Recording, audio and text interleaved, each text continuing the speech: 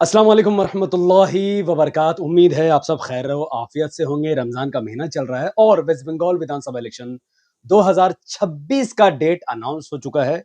23 अप्रैल को और 29 अप्रैल दो चरणों में चुनाव है और 4 मई 2026 को इस बारे में पुष्टि हो जाएगी कि वेस्ट बंगाल में किसकी सरकार बनने वाली है, किसकी सरकार गिरने वाली है। लेकिन ओपिनियन पोल ने काफी तहलका मचा कर रखा है। देखिए, मैट्राइज एक कंपनी है जो ओपिनियन पोल करते हैं और इसके ओपिनियन पोल काफी टाइम सही हो जाता है, सटीक बैठ जाता है।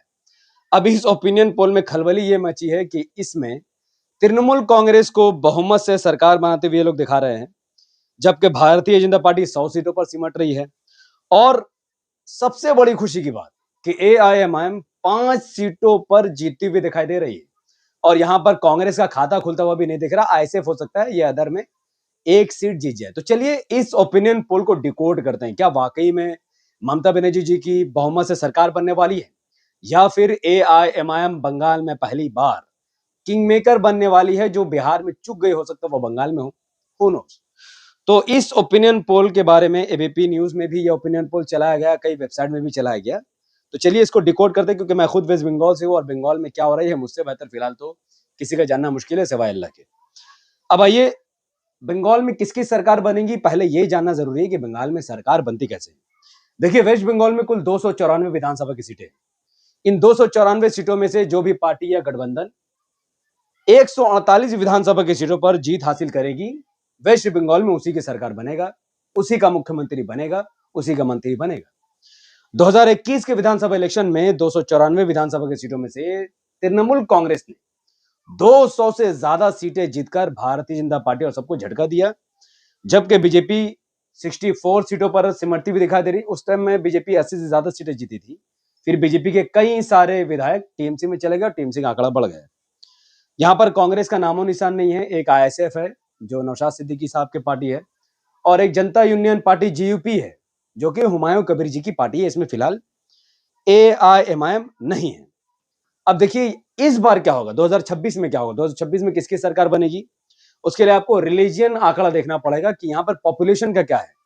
देखिए, वेस्ट बंगाल में ऑलमोस्ट 10 करोड़ लोगों की आबादी है। वेस्ट बंगाल में ऑलमोस्ट 30% मुस्लिम है और 7% हमारे हिंदू समाज के लोग, हमारे हिंदू भाई बंगाल में रहते हैं। और ये जो बंगाली हिंदू है ये पूरे भारत के सबसे बेहतरीन हिंदू है, जो दंगा फसाद नहीं करते हैं। इनकी बात ही अलग है, बहुत शांतिपूर्ण तरीके से रहते हैं ये हमारे साथ। अब देखिए, चूंकि मुसलमान यहाँ पर 30% है, लगभग 3 करोड़, हिंदू यहाँ पर 70% है, लगभग 7 करोड़। 3 करोड़ जो मुसलमान हैं उनका वोट सीधे सीधे टीएमसी में जाता है, without any doubt, without any demand. इनको कुछ नहीं चाहिए, इनको सिर्फ बीजेपी को हराना है और ये फैक्ट है। बंगाल में 70% जो हिंदू है इनका वोट दो दो जगह पड़ता है, एक टीएमसी में जाता है और एक बीजेपी में जाता है। तो आप देख सकते हैं 30% मुसलमानों का वोट, 35% हिंदुओं का वोट लेकर टीएमसी हर बार 150 से 200 सीटें जीत जाती है। इस बार क्या अलग होने वाला है? इस बार ममता बनर्जी ट्राई कर रही हैं कि जो हिंदू वोट टीएमसी से खसक रहा है, लोकसभा इलेक्शन में खसका है, वो वोट किसी तरीके से वापस से बीजेपी से हटकर टीएमसी में आ जाए। उसके लिए ममता बनर्जी जी ने कुछ काम किया है। वो काम क्या है? पहला नंबर, ममता बनर्जी ने पिछले साल 1,10,000 रुपए 4,500 पूजा पंडाल में बांट दिए। सरकारी पैसे, जनता के पैसे, कोई रिलीजियस पैसे नहीं थे। 400 करोड़ रुपए दुर्गा पूजा में, दुर्गा पंडाल में ममता बनर्जी ने बांट दिए और वाकई में हिंदू समाज के लोग इससे बहुत खुश है, इसमें कोई दो राय नहीं है। Master stroke. पिछले 8 सालों में ममता बनर्जी जी की सरकार ने 350 करोड़ रुपए मंदिरों में खर्च कर दिए, मंदिर को रेनोवेशन करने के लिए। मास्टर स्ट्रोक, जिससे हिंदू खुश, मंदिर खुश, पंडित खुश। 250 करोड़ रुपए ममता बनर्जी जी ने न्यू टाउन में बन रही दुर्गा आंगन पर खर्च किए, सरकारी पैसे, जनता के पैसे। स्कूल, कॉलेज, हॉस्पिटल बनने वाले पैसे ममता बनर्जी जी ने खर्च कर दिए मंदिर बनाने में, जो कि न्यू टाउन में बनने वाला है। तस्वीर आपके सामने है।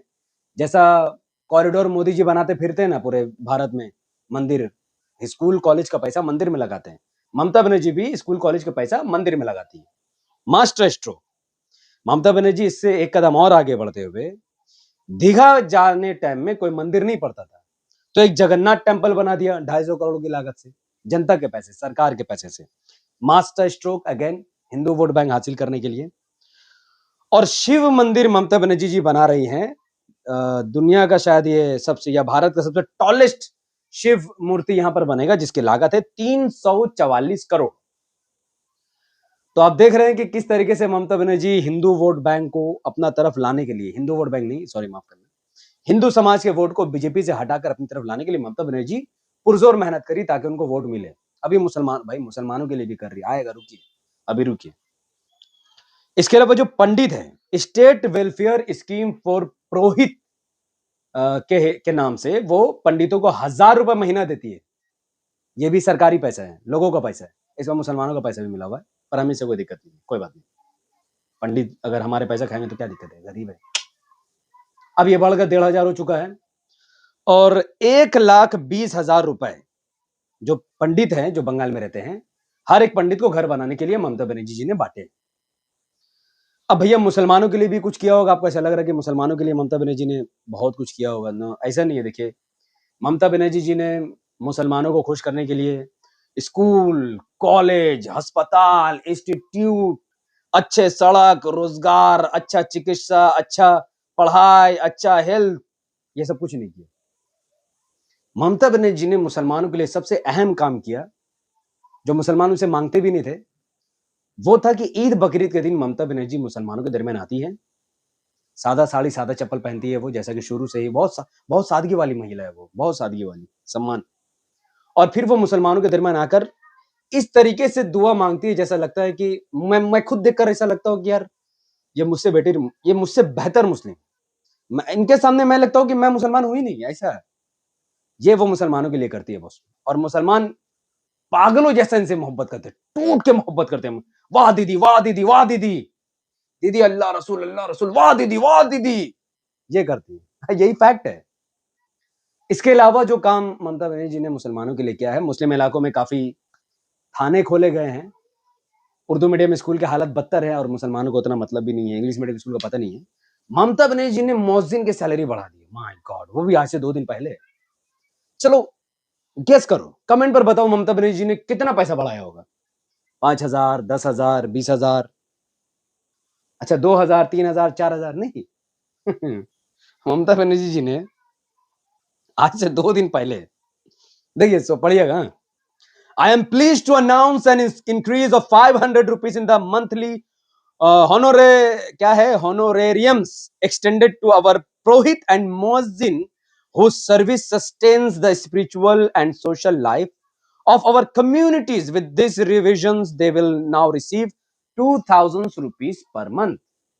यानी जो पुजारी हैं और जो मौजिन हैं, उनके 500 रुपया महीना, 500 रुपया महीना मौजिन को ममता बनर्जी जी ने 500 रुपया, ये 500 रुपया लेकर एक मौजिन 2 BHK फ्लैट खरीद लेगा, BMW गाड़ी खरीद लेगा, महीने का घर चला लेगा, गैस भर लेगा, पेट्रोल भर लेगा? नहीं भरेगा। अच्छा, मुझे लगा भर लेगा। अच्छा चलो, 500 से कुछ हो नहीं, कम से कम ममता बनर्जी जी ने कुछ बढ़ाया, अरे कुछ दिया तो सही। पर मैं माननीय ममता बनर्जी जी से कहना चाहूंगा कि ममता बनर्जी जी, 500 रुपया मौजिन को देने की जरूरत नहीं थी। आप तो वक्फ बोर्ड से पैसे दे रही है, 30,000 रुपया महीना आप दे सकती है, पर 500 रुपया दे रही है, इससे अच्छा मत देती, क्यों दे रही है? कोई जरूरत नहीं है। जो कंडीशन आज बंगाल में है, अगर ममता बनर्जी जी मौजिन का जो सैलरी काट दे, बोले 1 पैसा भी नहीं मिलेगा, तो भी जितना इमाम, जितना मौजिन हमारे बंगाल में है, अपना एक एक वोट ममता बनर्जी को डालेंगे, लिख कर मुझसे ले लो। फिर 500 रुपए बढ़ा के अपना बदनामी क्यों ले रही है आप?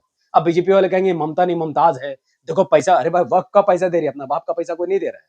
कोई किसी का बाप का पैसा नहीं देता है, मौजिन और इमाम को, ममता भी नहीं बोल रहा हूँ, नॉर्मली बात कर रहा हूँ कि कोई अपना बाप का पैसा किसी को नहीं देता है। वक्फ का जो पैसा होता है ना, वक्फ बोर्ड का जो पैसा होता है, वो इमाम और मौजिन को दिलाता है। तो ममता बनर्जी जी को ये भी नहीं देना चाहिए, या तो आप बढ़ाइए, अच्छा से बढ़ाइए 20-25 हजार, ताकि वो अच्छा इज्जत वाली जिंदगी जिए। आप तो भिखारी जैसे उनके साथ ट्रीट कर रही है, मैं इसको बहुत अपोज करता हूँ, ये नहीं बढ़ाना चाहिए उनको। खैर, तो ये हुआ बात जिसके हिसाब तो आप देख चुके हैं, ममता बनर्जी जी ने हिंदू समाज का वोट लेने के लिए हजारों करोड़ रुपए फूक दिए, दे दिए, फूक दिए नहीं, सॉरी माफ करना, दे दिए पूजा पंडाल में, मंदिर में, सब जगह। तो भाई हिंदू वोट तो अब बीजेपी के पास जाने से रहा। तो मुझे नहीं लगता कि कोई ईमानदार अच्छा हिंदू होगा जो ममता बनर्जी को छोड़कर बीजेपी को वोट करेगा, मुझे तो ऐसा नहीं लगता है भाई। जितना पैसा इन्होंने खर्चा कर दिया उतना तो बीजेपी ने भी नहीं करता है। खैर, अब इसका देखिए दूसरा फेस है जो फैक्ट डिनाई नहीं कर सकते हैं।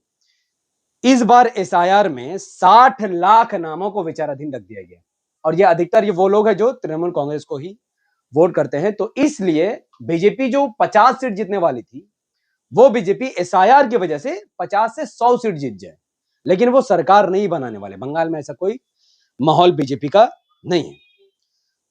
अब आइए एमआईएम के बारे में बात करते हैं। एआईएमआईएम महज 10 विधानसभा की सीटों पर चुनाव लड़ने वाला, सिर्फ 10, ओनली 10। कांग्रेस पूरे सीट पर चुनाव लड़ेगी, उस पर अगले वीडियो में बात करेंगे। एमआईएम एक समझदार पार्टी है, असद साहब एक समझदार नेता है। उन्होंने कहा हम सिर्फ 10 सीटों पर चुनाव लड़ेंगे। रघुनाथगंज, जंगीपुर, लालगोला, सूती, शमशेरगंज, फरक्का, भगवान गोला, कांडी, जलंगी, सागोरदी, ये 10 के 10 वो सीटें जहां पर 5 साल से एमआईएम जमीन पर है। 5 साल से वो लोगों की मदद कर रहे हैं। एसआईआर की प्रक्रिया में भी वहां पर काफी उन्होंने हेल्प की थी। तो इन 10 में से इंशाल्लाह एमआईएम यहां पर 5 सीट जीतने के कगार पर है, और मेट्रास का ओपिनियन पोल भी यही कह रहा है। तो ये एमआईएम के चाहने वालों के लिए बड़ी खबर है। अब देखिए सबसे बड़ा सवाल, बीजेपी बंगाल में क्या सरकार बना पाएगी? तो इसका जवाब है नहीं। ममता बनर्जी वापस से बंगाल का मुख्यमंत्री बनने वाली है, या हो सकता है अपने पोती को बना दे हुनूस, और आई डोंट केयर, पर वो बनाने तो वाली है।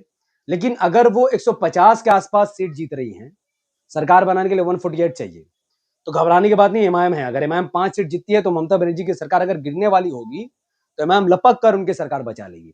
तो ये बंगाल, अगर एमआईएम 5 सीट जीती तो इसका सबसे बड़ा फायदा बंगाल के उन लोगों को होगा जो बीजेपी को रोकना चाहते हैं, क्योंकि एमआईएम के एमएलए जल्दी बीजेपी के हाथों नहीं बिकते। ऐसा कोई भी रिकॉर्ड अब तक देखा नहीं गया है।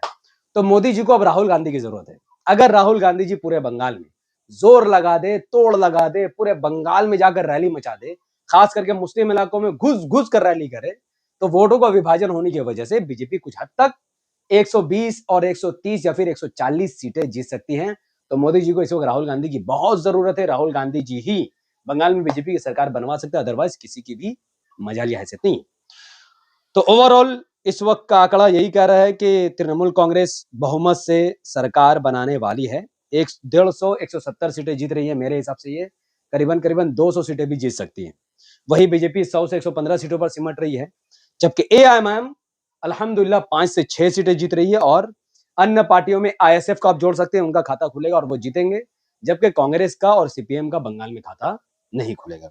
वीडियो आपको कैसा लगा आप कमेंट पर जरूर बताइए, और वीडियो को लाइक, शेयर और कमेंट कीजिए, ताकि वेस्ट बंगाल में रहने वाले लोगों को यह एहसास हो जाए कि एमआईएम जीत रही है और इस बार उनको एमआईएम को वोट करना है। तो एमआईएम के चाहने वालों के लिए रिक्वेस्ट है कि आप इस वीडियो को शेयर कीजिए। अगर आप हमारे यूट्यूब चैनल द पॉलिटिकल पर नए थे तो इसे सब्सक्राइब करके बेल आइकन को हिट कीजिए। अगर आप सब इस वीडियो को हमारे फेसबुक पेज द पॉलिटिकल पर देख रहे थे, इसे लाइक और फॉलो करके 5 बड़े ग्रुप में शेयर कीजिए। मुझे अपनी दुआ में रखें। कहने सुनने में कोई गलती हुई हो तो माफी चाहता हूँ। मकसद सिर्फ भारतीयों को जगाना है, मुसलमानों को नहीं और सिर्फ हिंदू को नहीं, भारतीयों को जगाना है और इस देश को बचाना है और बंगाल को बचाना है। बहुत बहुत शुक्रिया। अस्सलाम वालेकुम व बरकात। जय हिंद।